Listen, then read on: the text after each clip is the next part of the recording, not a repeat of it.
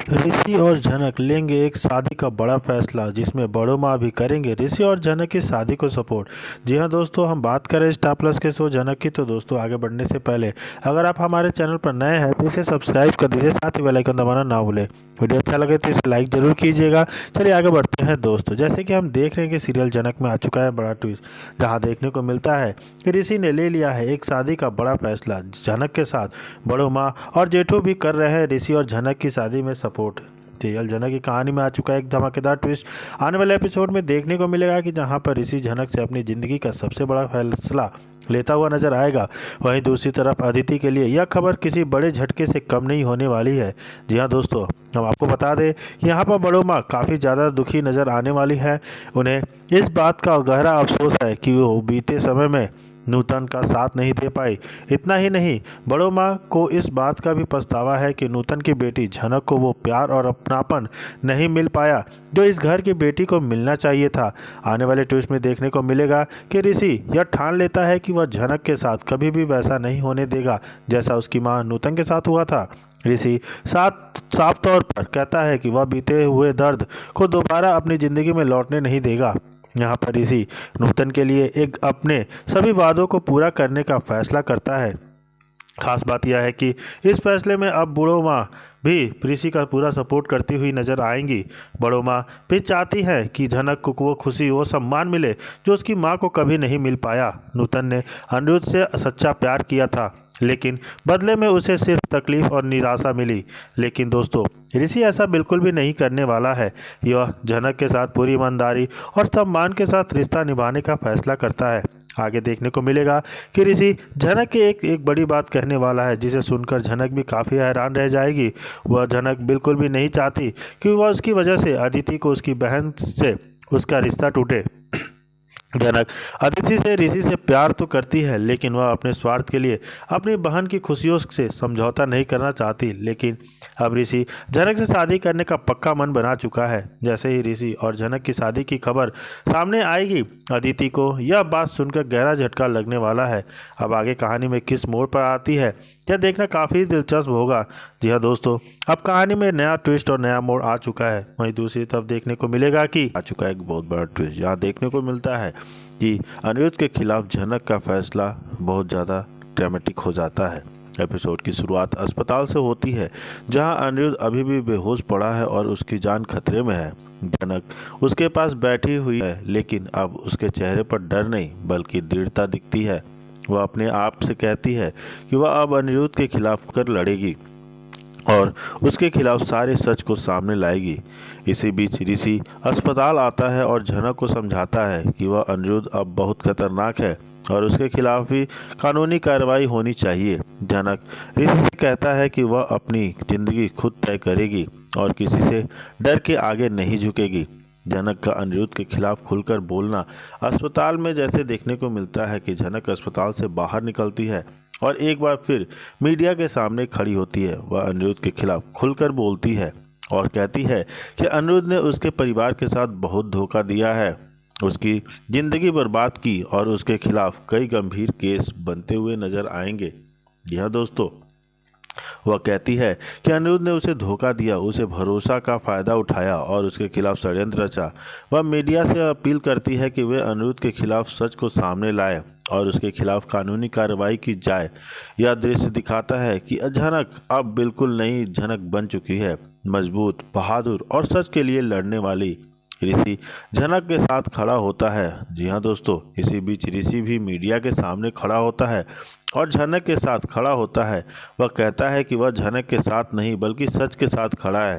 वह बताता है कि अनिरुद्ध एक खतरनाक आदमी है और उसके खिलाफ कानूनी कार्रवाई होनी चाहिए।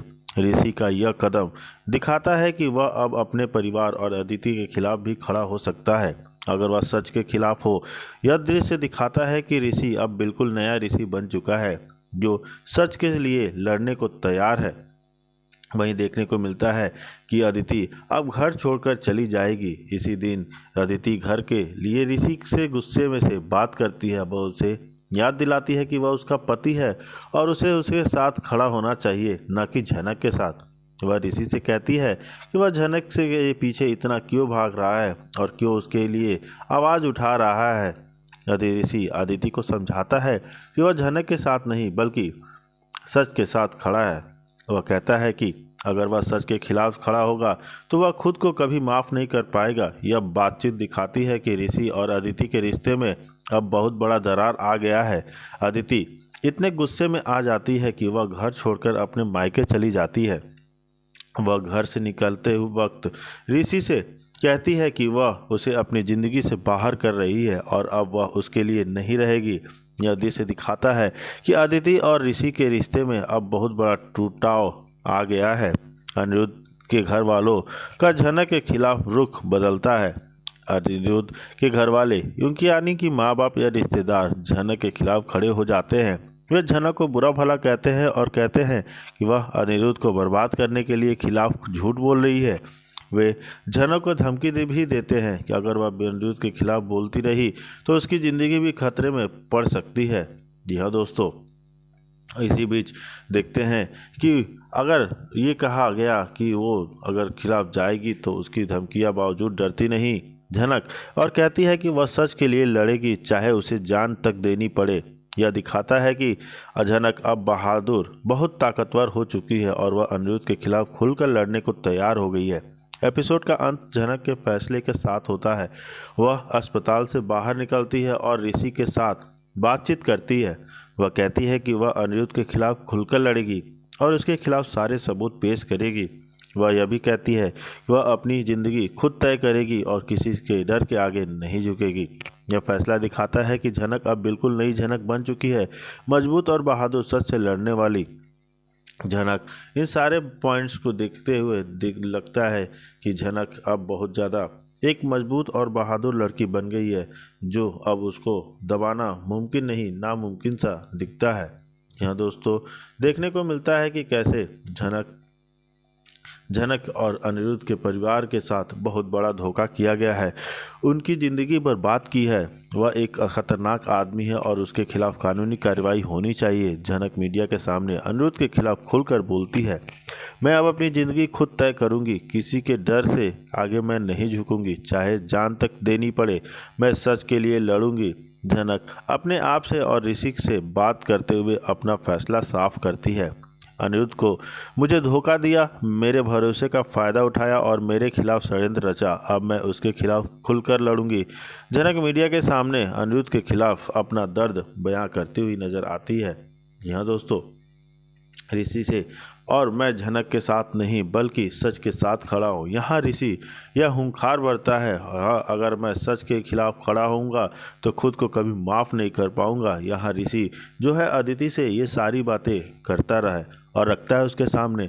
अनिरुद्ध एक खतरनाक आदमी है, तो उसके खिलाफ कानूनी कार्रवाई होनी चाहिए, मैं उसके खिलाफ आवाज़ उठाने से नहीं डरूंगा, ये ऋषि कहता है मीडिया वालों के सामने। और मीडिया वालों से अनिरुद्ध के खिलाफ खुलकर बोलता है, तुम मेरी पत्नी हो, लेकिन तुम अगर सच के खिलाफ खड़ी होगी तो मैं तुम्हारे साथ नहीं खड़ा हो सकता।